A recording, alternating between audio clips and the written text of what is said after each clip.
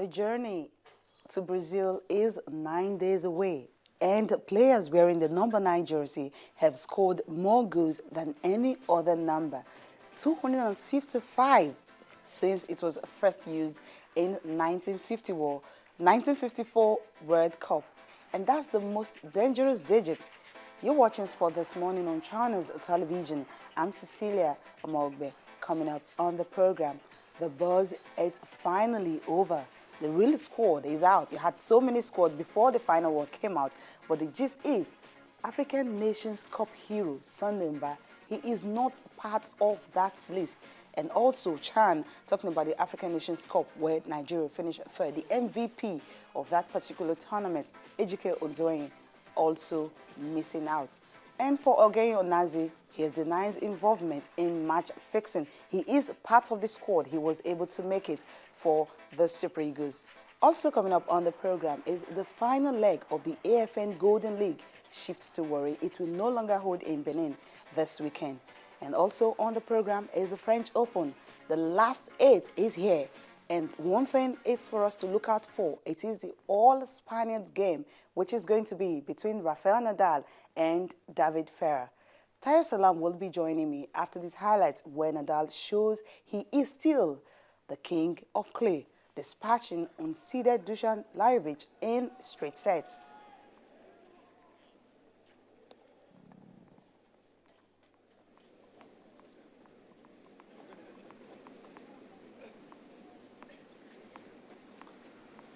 A rare double fault there from Nadal, serving for it.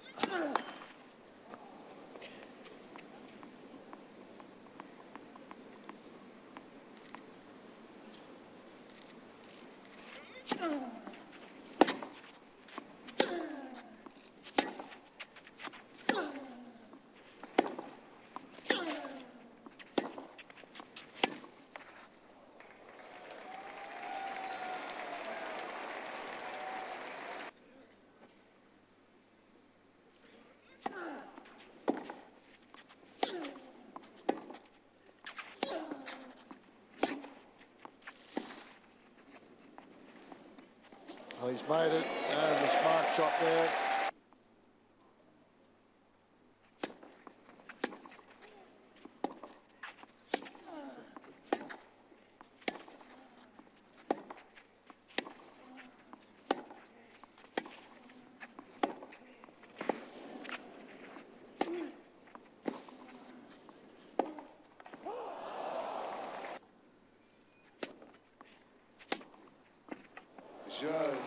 And that is the match for the King of Clay, looking to win 5 in a row. No man has ever done that here in Paris, so condolences for his opponent.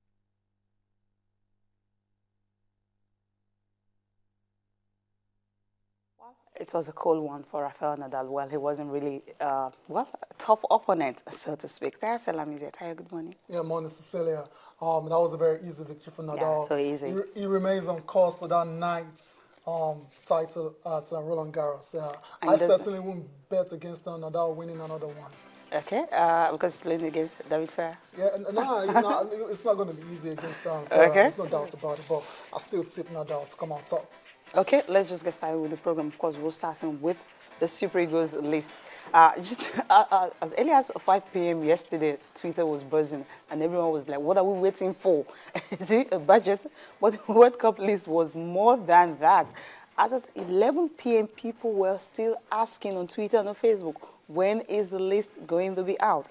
But finally, the list is out. And of course, it was really a surprise list because everyone felt there are some players that actually have a stake in that squad. I'm talking about those 2 players who were really outstanding when Nigeria actually went to the Nations Cup. Now, this is what you have on your screen. You have goalkeepers, of course, Chigozie Egbin. Like it or not, we must go to the World Cup with three goalkeepers. Of course, that is the rule. And you have Vincent Yama and also Austin Ejide from the goalkeeping position. And of course, taking a look at the defenders, who do we have?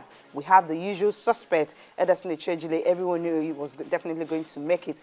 Of course, you have Joseph Yobo. Now, a good one for Joseph Yobo. He will be making the appearance at the World Cup for a record 3rd time. Yeah, and of course, awesome. that 100 mark he wants to make Same for Nigeria, he will definitely make it in that. You have Joan Oshaniwa also there, Godfrey Obabuna, Azubike Igweke, Kenneth Omeru, Efe Ambrose, and Kunle Odulamina. That is the surprise list in that defense. Yeah. I said it yesterday. I wasn't sure he was going to make it, but it's good to see him in the team.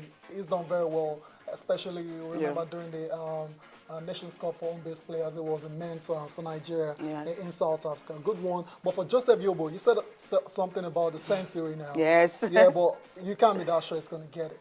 What? I think one way or because we have more. How many defenders do we have there now? Yeah. My point is, it looks like Obabuna and Omeru is the first choice pairing.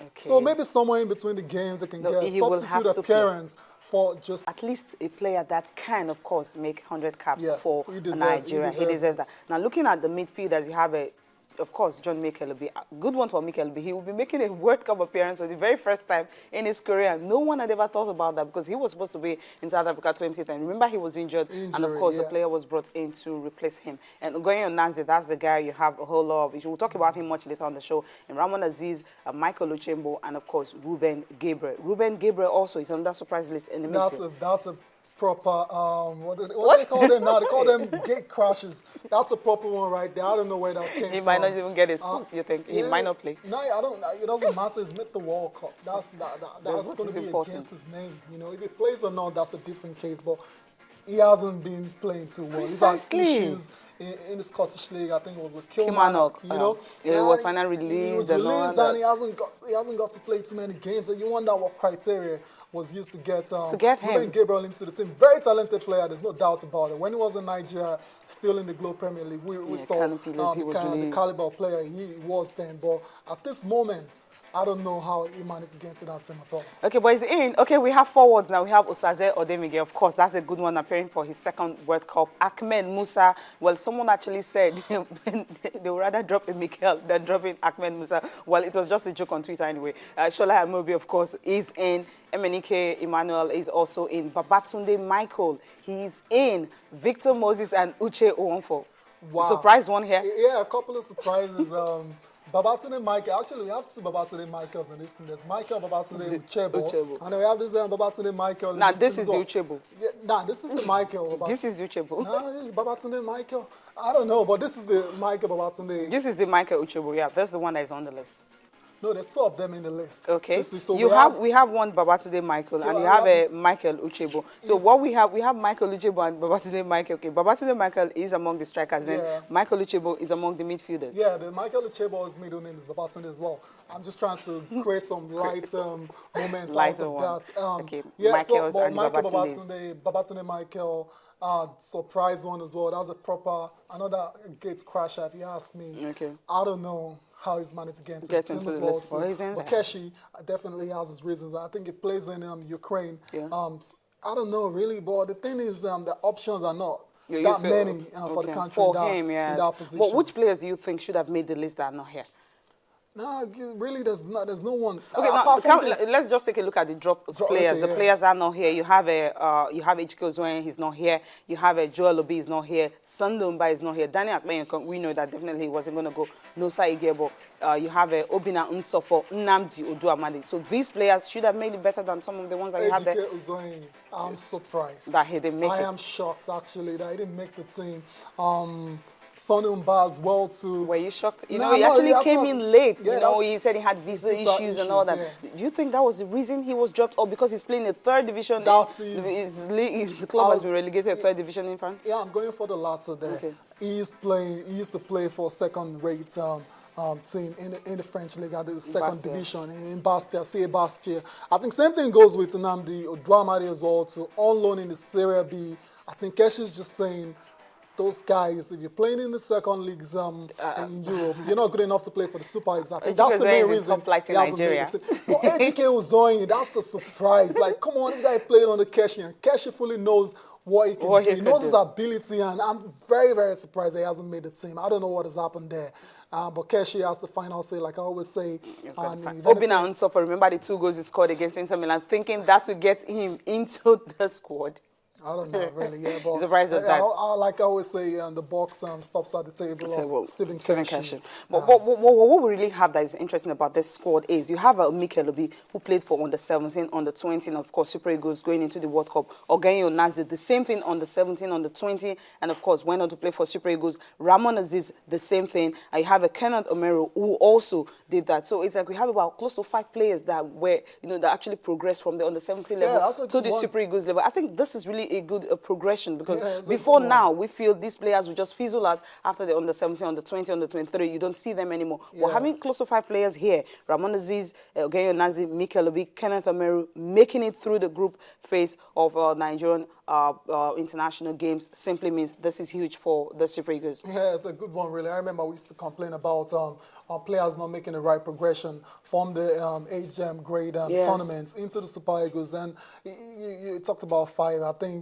it's still not enough in the country. But at least having this one is really great. Yes, it's good to see some of them at least moving on into Super Eagles and going on to be top professionals in football. Yeah, the likes of 1-4, Ahmed Musa and all that actually played for under 20 before they made it. But the good one is from under 17 to the Super Eagles. Now you have about 3 home-based players here. You have Kunle Odulami, of course. You have Zubike Kwege, and you have Chigozie Agbim of Gombe, Zubike Kwege of Warri Wolves, and of course you have Kunle Odulami of Sunshine Stars. 3 home-based players making it to the World Cup. Yeah, that's a nice one for the home-based players as well. So even though I expected Uzwenyi to actually headline the list of home players to the World Cup, but better luck next time to Uzwenyi, and hopefully Odulami, Agbim won't get to play a game. I don't think so, barring if there's no serious injury in the team. And Odulami is a player, someone we need to look at and watch out for. He's a very decent defender as well. Yeah, he is. He's a very, very,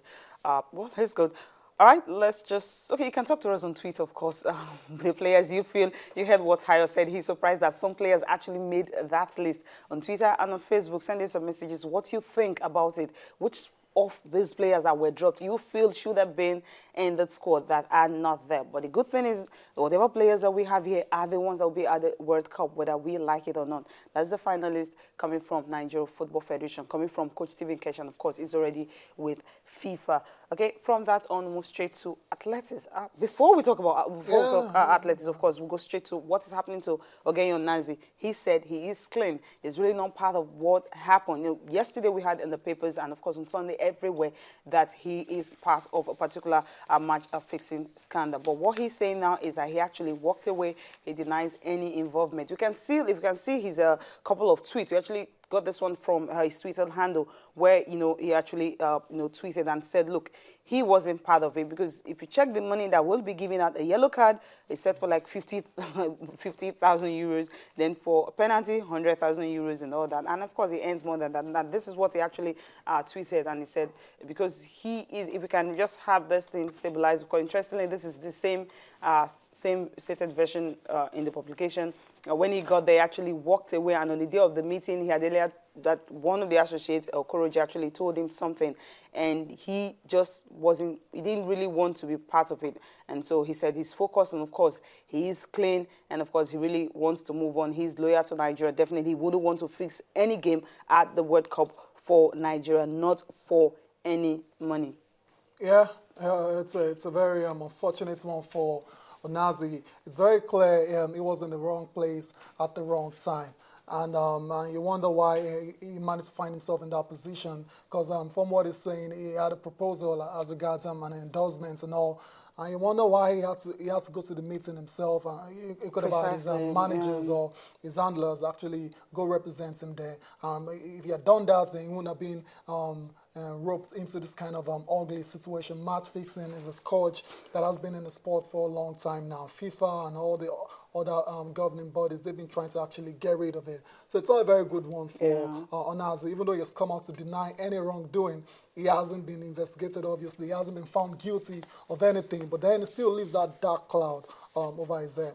Yeah, a dark cloud. It is a very, very dark one. But it's good he made it, because people were actually saying that because of that, he might not just be part of the squad for the World Cup. Because when you have a player that have already been contacted to fix a game in the match you will be playing in at the World Cup. I think this is really a very, very serious one. It's good that he's really not involved in anything. And of course, you have to keep his head high and not get involved in anything. Your agent definitely will do all the jobs for you, endorsement or whatever you want to do. It's better for you and not you, be the main man being there. Okay, we'll go for a break now. It's going to be an interview, Irene Ewema did yesterday concerning the team. Some of the teams actually arrived from Botswana, talking about Nigeria, where we finished third at the second edition of the African Youth Championships. The canoe and rowing team arrived yesterday, and of course he spoke with them and how many medals they won and what they intend to do when they will appear for the very first time at the National Sports Festival taking place later this year.